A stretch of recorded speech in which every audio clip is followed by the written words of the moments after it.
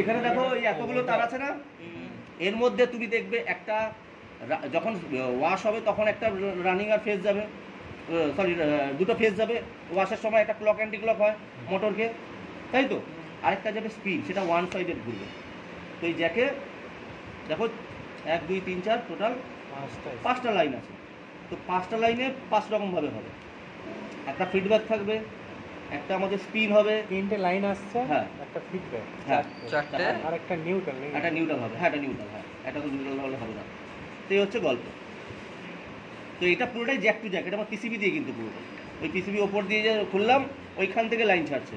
তো ওইখানে যে দুটো জ্যাক খুললাম না, ওর মধ্যেই কোনোটা হয়তো স্পিন ছিল, কোনোটা হচ্ছে ওয়াশ ছিল। ওয়াশটা আমরা মানে দেখতে পারলাম, স্পিনটা কেন দেখতে পারবো না? কেন ওই সময় পাম্পকে লাইন দিয়ে দিবে, পাম্পকে লাইন দিতে হবে, তবে পাইপটা টানবে, তবেই তো মোটরটা চলবে, নইলে মোটর কিন্তু মানে এক সাইডে ঘুরবে, তখন ওই এইটা হবে, তাও সিটারটা ঘুরবে কিন্তু ড্রাম ঘুরবে না। এই হচ্ছে গল্প, বুঝতে পেরেছো? এবার এগুলো জানার দরকার হয়ে নেই, গেল। ওটা জানার দরকার নেই তো কি? তো মোটামুটি এই হচ্ছে আমাদের গল্প। কেন এই যে ইউটিউবে অনেক সময় দেখায় যে গিয়ার বক্স চেঞ্জ করায়, গিয়ার বক্স না কখনো খারাপ হয় না, গিয়ার বক্স জাম হয় যখন দীর্ঘদিন চলবে না, এখানে না মটমট আওয়াজ আসে, তো তেল দেবে, কখনো এটাকে চেঞ্জ করতে যাবে না। এটা যদি চেঞ্জ করতে যাবে না, এর সেটটা আছে না, যেভাবে এটা সেট করা আছে না, এটা আগের মতো লাগাতে পারবে না। কোথায় দিতে হবে? এই যে আমাদের গিয়ার বক্স, এই যে গিয়ার, এই যে দেখছো না, এই যে গিয়ারটা কাজ করছে, এই যে গিয়ারটা কাজ করছে, এটা না তখন তো জাম হয়ে যায়, একটু জাম হয়ে যায়। এটা বলছি তেলটা কোথায় কোথায় মারতে হবে সেটা বলছি। এই তো এই সব ওই ফুটোতে এটা কিন্তু কোনো ইলেকট্রিক্যাল জিনিস না, নন ইলেকট্রিক্যাল। হ্যাঁ ইলেকট্রিক্যাল হচ্ছে মোটরটা, এটা হচ্ছে নন ইলেকট্রিক্যাল।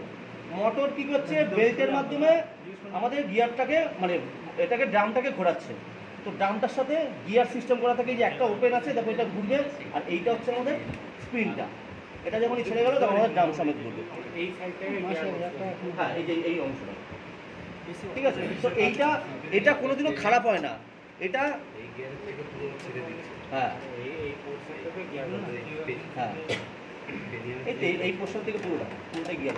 তো এইটা কখনো খারাপ হয় না, এটা জাম হয়। মোটর তো এই তো মোটর খুলবে, মোটর পাম্প শুধু এই ড্রামটা মেকানিক্যাল যে পার্টটা, এটা তো একটা সেট, এটার দাম 6000 টাকা।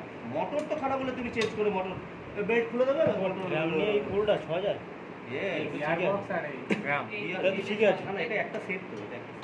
সেটা তো বলছি ঠিকই আছে, খারাপ কি? একটা পিসিবি রিপেয়ার করো তুমি, নতুন কেন 7000 টাকা পিসিবির দাম আছে।